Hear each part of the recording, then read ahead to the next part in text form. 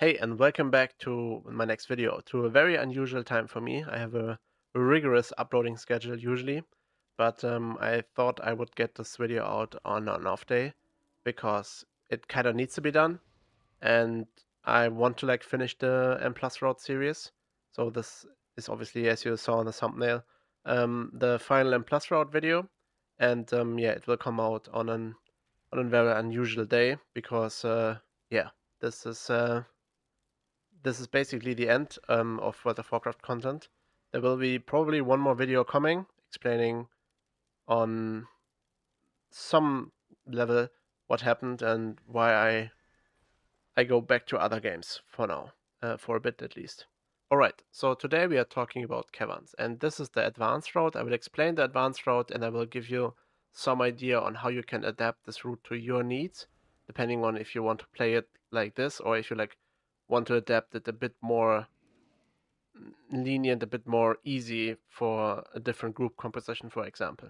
Alright, we start the caverns from this entrance, the dungeon entrance, of course. The first pull is a Bloodlust pull. You can prepare a lot of abilities for this pull because you basically instantly go into this pull as soon as the M Plus dungeon is starting. Your tank will gather these berserkers. Be careful a bit. Most tanks won't have a lot of aggro on them because they like need to walk to get to gather the entire pull. They will like walk through them, do some abilities, and then walk towards the. If you look from the entrance of the dungeon to the left side and gather this pull one. So this is pull one, usually played around here, and this is the Bloodlust pull. Okay, from pull one, the next part is jumping into the water and gathering these bears, and then remove these bears in front of this of this hut. So like between these two packs, and then ideally if you have a DK, these guys will be gripped down, and then they will assign like marks to interrupt them. So yeah, this is a bit dicey in the sense that you don't have enough space around here. So you usually need to be a bit more careful with like dodging voids and stuff like that, so that you don't run into this group or you run into the house by accident or stuff like that. So yeah, this group especially is often like pulled in less experienced groups because people are like walking too close when they are going to the water or stuff like that. So yeah. Um, in general, this pull is not hard though, so yeah, use your brain to make sure that you are not adding additional trash. Then your tank, after this pull, your tank will gather these little ones, these masks from the inside of the house, and then we'll walk out, we'll pull this group, we'll walk over, we'll pull these bears with like ideally like Moonfire or like a ranged ability. We'll usually then walk into the house, pull all of the stuff in the house, and walk out again, and then pull the Juggernaut. So it's like very important in this pull that as a group you like walk with your tank like over here, and then you wait usually here in the water until the tank comes back out of the house. This is usually where the tank obviously needs to use the defensive to be safe, and then let the tank walk out, pull the Juggernaut, and then over here is like the gather complete for this pull where you like actually fight it. Afterwards, you go into the house and then you click on the stew to get the buff. Then your tank will gather these guys to move them to the next pull. One more thing I need to like mention is actually the prisoners. So there are two in the beginning in pull one. So after pull one is dead, your healer usually clicks both of them. Then there's like two of them over here behind the mammoth, and one is in the hut. So this is like five. Then you have, wait, is it five? One, two, three, four, five. Then you have six, seven, eight. So this is like the all of the prisoners. Yeah, that you need to click. The ones that I showed you right now. All right, let's look at pull four. Again, the tank gathers these guys from inside the hut and then pulls them out towards the next pack.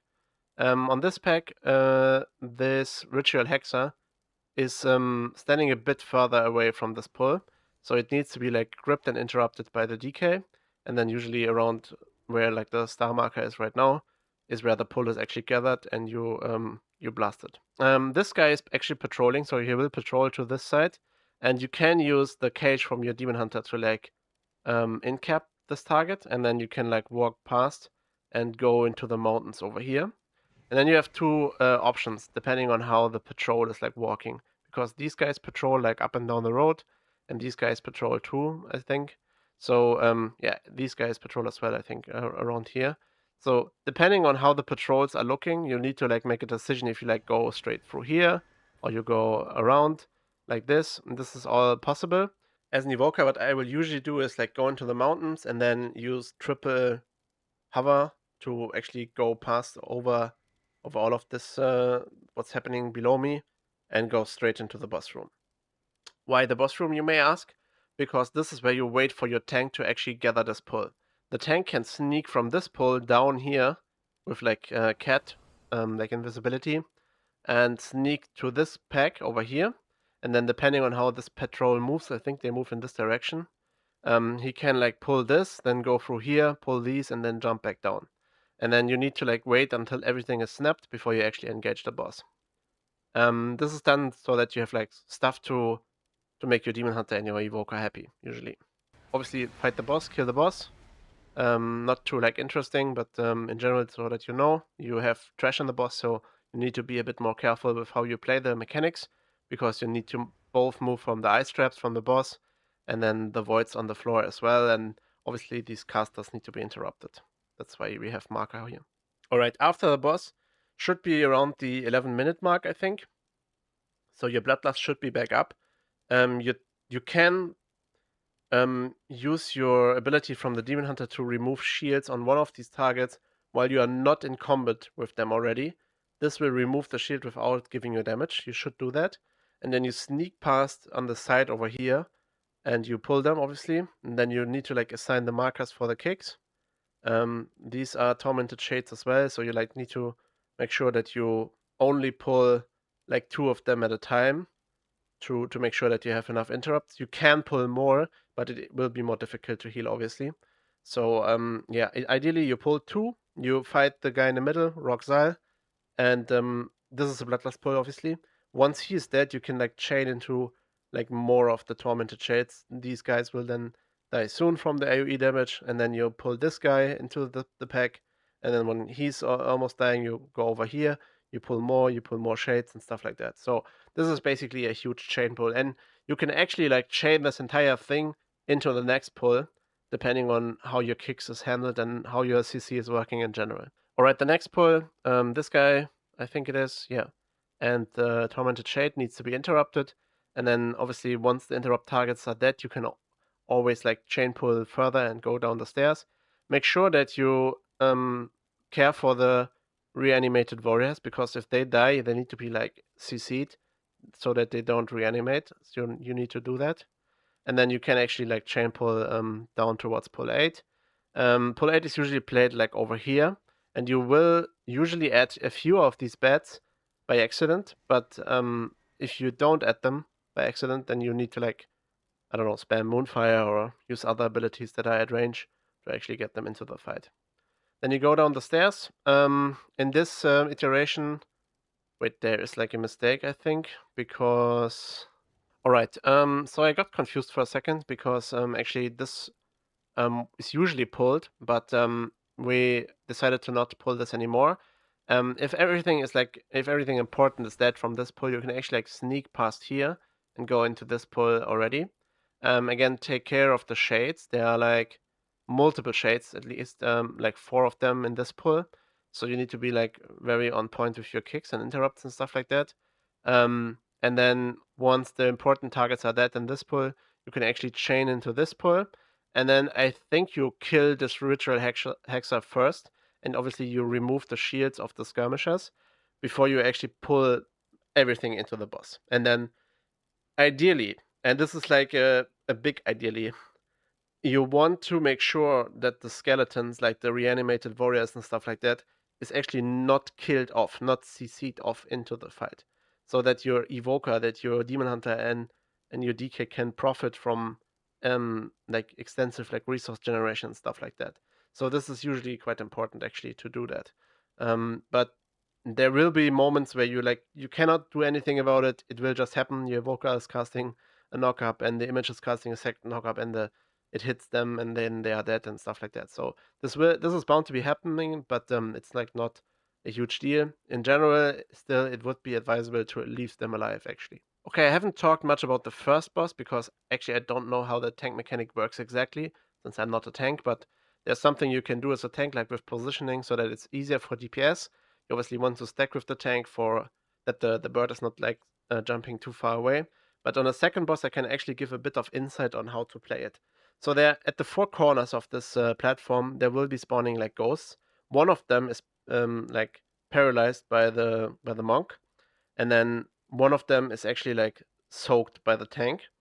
And then in the future, this is like for the first set. Then in the first set, the far ones, like you usually fight on this side, the far ones are connected in the middle, and your DK can walk into the middle and grip them together, or you can like go here as an evoker and bump them into each other so that they explode.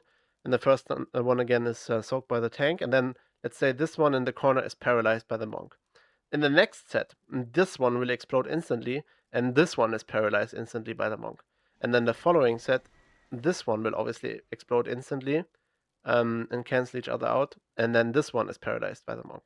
So yeah, you can always like swap between them. Only in the first set, your tank actually needs to soak that, and obviously if something goes wrong, your tank like needs to care for that and soak that. But in general, it's only like the first set where it's risky for the tank to like he actually needs to like take the soak. Usually on this boss fight, personally, I prefer to last this boss, like one of the phases, because you in very high keys you won't beat the two phase for Raktul. So you need to two phase him anyway. And if you two phase him anyway, then there's like no reason to use Bloodlust on him. So you rather use Bloodlust here and play it. And if you get very lucky and you're actually very fast, you can get actually a second, not a second, a third Bloodlust. Wait, 1, 2, 3, 4, fourth Bloodlust. So yeah, a fourth Bloodlust you can actually get on the last boss if you are very lucky, or rather, not actually if you're lucky, if you are fast to this point, you kill this boss fast, and then you, I don't know, wipe on the trash or wipe on the last boss once, then you might get another Bloodlust in. In general, I would advise to last this boss because the intermission is actually quite dangerous and you need to make sure that you get through this. So over here, we actually want to add bats into this. We want to like kill off the Tormented Shades and interrupt them, then chain pull into the next pack with Tormented Shades, chain pull the Defender into that and stuff like that. To basically you want to like kill everything off except for like a bat or two, and then you pull that into a Zillion. And what you do is you actually stand close to the stairs. I think at higher keys you should use some kind of defensive already for the way up. Then you walk up the stairs, you fight him, and then everything defensive fights like needs to be used over here because he's like doing a fuck ton of damage and you like need to kill him fast. So yeah, you should not like hold breath as an evoker, for example. You should just like use it to make your life a bit easier. And then talking about the final boss, there are different strats what you can do in the intermission with the ghosts. The strat that I personally like the most is you just like walk through the ghost field. You see everything on the way. You walk in, and then you use your cooldowns and you blast the boss. This is usually what I think is the preferred option. And then you need to make sure that you like cycle your cooldowns for the totem phases, so that there's like always something up to deal with them. So yeah. All right. Let's actually go to a different route, like this one. Yep, this one is a good example. So this one is a bit more difficult because you like need to like actually skip over here, for example. Like you walk on the side of the wall. I think you might actually add these guys. I'm not 100% sure. And then you would obviously add them into pull 7. Let's quickly do that, like this. And then you need like actually one more bed, I think. Maybe 2. Yep. So this is exactly 100%. So the first pull is pretty similar. Second pull, third pull, pretty similar. Fourth pull, a bit different, but still pretty similar. And then this is like important. In this iteration, you actually fight, you jump down the hill, you go over here and you actually fight pull 5, and then you play the boss without any trash in it. This is usually the variation I would do with like random groups. There is a possibility to actually play this group if you are a premade as well, but don't want to have like ads in the boss fight. But I think this iteration is better for performance and for to have it a bit easier as a group.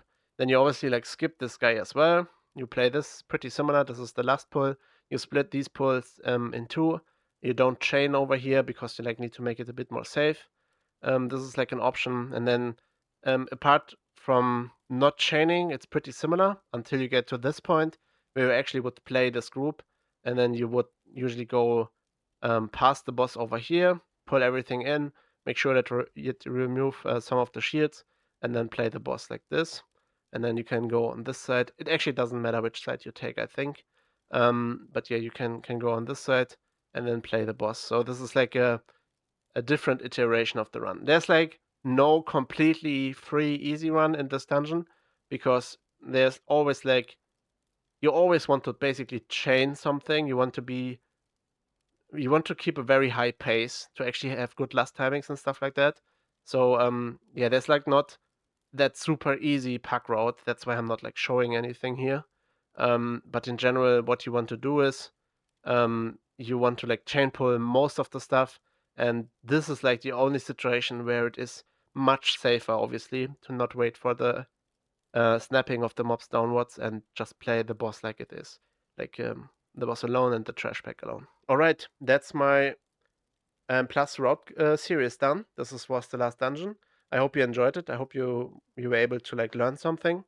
Again, there might be one more WoW video coming. This will be about why I basically stopped playing WoW, or at least I will take a break for a bit.